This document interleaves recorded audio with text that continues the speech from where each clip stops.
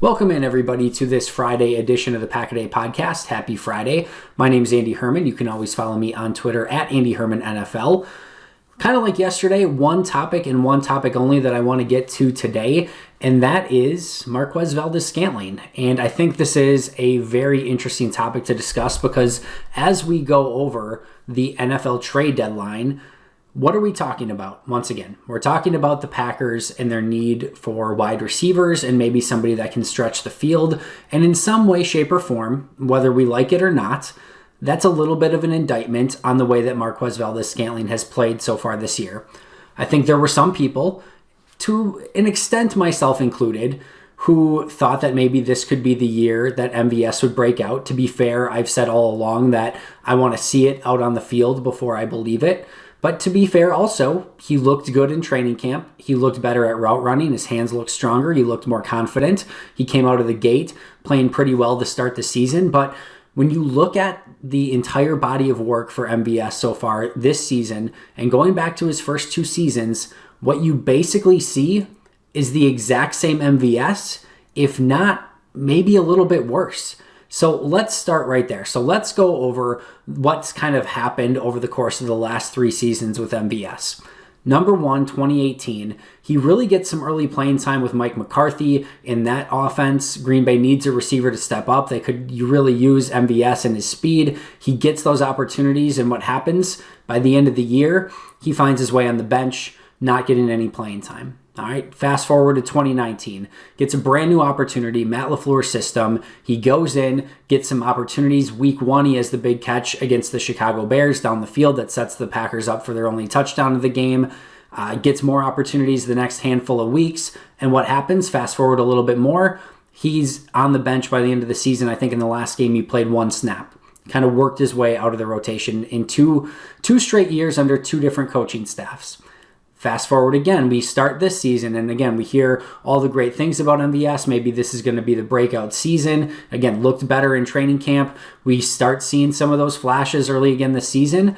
And what's happened? He hasn't found himself on the bench yet, but you go back to this last game, four targets, no catches. He's had the opportunity with Devontae Adams out, with Allen Lazard out, to be the guy or the second guy in a lot of games and not a lot of production. You look at what he's done. Let's go season 1, 2018. 73 targets, 38 catches, 581 yards, 2 touchdowns, and 4 drops. All right, 38 catches on 73 targets in 2018. All right, 2019, 56 targets, only 26 catches. That is abysmal. All right, 452 yards, 2 touchdowns, and 2 drops. So where is he at now in 2020? So far this season, he's got 34 targets, 15 catches. Once again, below 50% catch rate, which is really bad. 242 yards, which for 15 catches is very good. For 34 targets is very bad. 1 touchdown and 4 drops. So he already has as many drops as he had in 2018. He has 2 more drops than he had in all of 2019 already this season. How about Pro Football Focus? Not perfect. But how do they look at him through the course of 3 seasons? 2018, he graded right around average at 60.4. 2019, below average, 57. 2020, even worse, 55.8. He's actually gone down. How have I graded him? 2018, negative 1.9. 2019, negative 3. 2020, I have a very slight positive grade on him so far, basically a neutral grade. A lot of that was due to some of the big plays he came up with early in the season, but he is trending in the wrong direction. How about DVOA? You're an analytics person, also trending in the wrong direction. He's gone down in DVOA significantly. He was already really bad last season. He's gone down again this season. So where do you go from here with MVS? He's had the opportunities in 3 straight years. He hasn't made the most of them. The statistics, the analytics, the graders, the tape gurus, every one of them will tell you this ain't it. It's time for MVS in a way to put up or shut up. This is it for MVS. And when you start hearing about the Packers maybe being in on a Will Fuller or wanting to go after a Michael Gallup or those sort of things, This is, and to be fair here, I want to clarify, we haven't heard any legitimate rumors about Michael Gallup. That's just a name that's been thrown out there. Will Fuller, there's been legitimate reporting to say that the Packers have shown significant interest in Will Fuller. And when you hear about that, that is in part because MVS has not lived up to some of those expectations. He hasn't been able to be the reliable deep threat on the outside, and he hasn't been the consistent player that Green Bay needs him to be opposite Davante Adams and, as a, kind of partner with Allen Lazard. Now, I do think there is an argument to be made that if things kind of go back to normal and Adams is your 1 and you get Allen Lazard back as your 2, that when MVS slots in as your number 3 wide receiver, everything fits together a little bit better. And maybe there's a world where MVS can live in that role. And maybe if you have to ask him to do more than that, he's just not successful in doing so. So maybe there could be something there. But at some point, teams are going to take away Davante Adams. That's what we've been talking about and everyone's been talking about all week long. And then what do you have after that? Allen Lazard, I think, is a legitimate number 2 wide receiver in this league. And I think, people already seem to forget how great of a game he had against New Orleans right before, he got injured and has missed the last few weeks. So if they get him back, I think he can be a legit number 2. But at some point, you need your young players to take a step. And I've already made mention of this on Twitter, and some people pointed out and they said, well, Davante Adams struggled in his first couple seasons. But yes, he actually looked good in his rookie season for large chunks, especially towards the end of that year.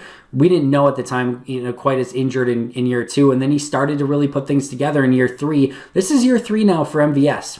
And we haven't seen those same flashes that we saw of Davante Adams. Also, Davante Adams was a 2nd-round pick. MVS, a 5th-round pick. It's not exactly apples to apples here. So while MVS does have some innate talent and the ability to stretch the field and make some big plays, it just hasn't happened more often than not. And I think it's fair to question, is now the time to pull the plug and say, you know what? This has been 3 seasons, ton of opportunities. He's had opportunities as the number 1, the 2, the 3, the 4, and no matter what opportunity or situation he's been in, more often than not, he hasn't come up with the catches. He hasn't come up with the big plays.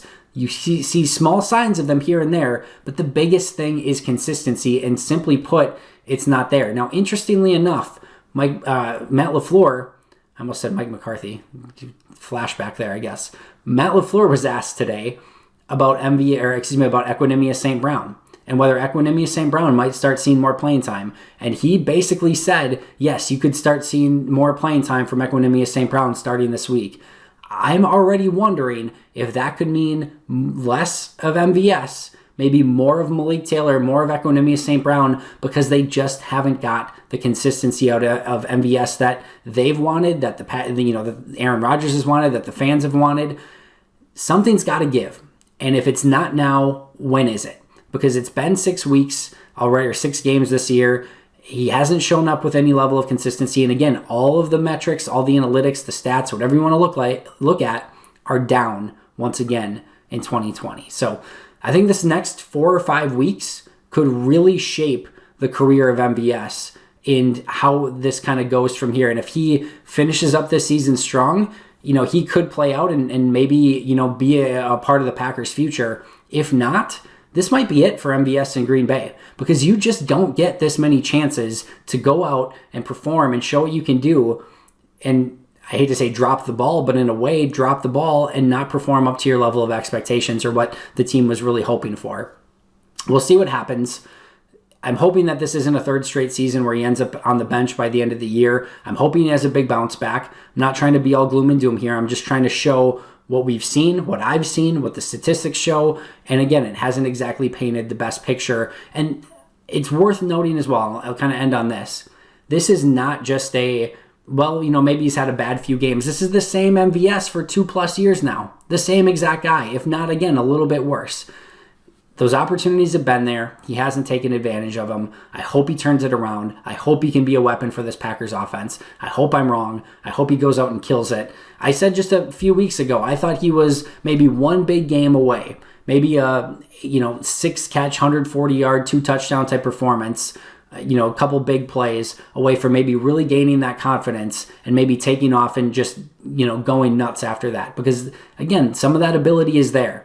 But at this point, it's time to put up or shut up. It's time to get a level of consistency. And if he can't, you got to start looking at the Malik Taylors, the Equanimous St. Browns, or going out and getting a player that can come in and be a playmaker opposite Devontae Adams and along with Allen Lazard in this offense as you make a stretch run in a very difficult NFC playoff race. That's going to do it for me. Make sure to check out Andrew Merteg and Kyle Fellows on the long-form version of the Pack-A-Day podcast, wherever you get your favorite podcasts. I'll be right back here tomorrow starting to break down Vikings and Packers, including going over the injury report. But until next time, and as always, go Pack Go.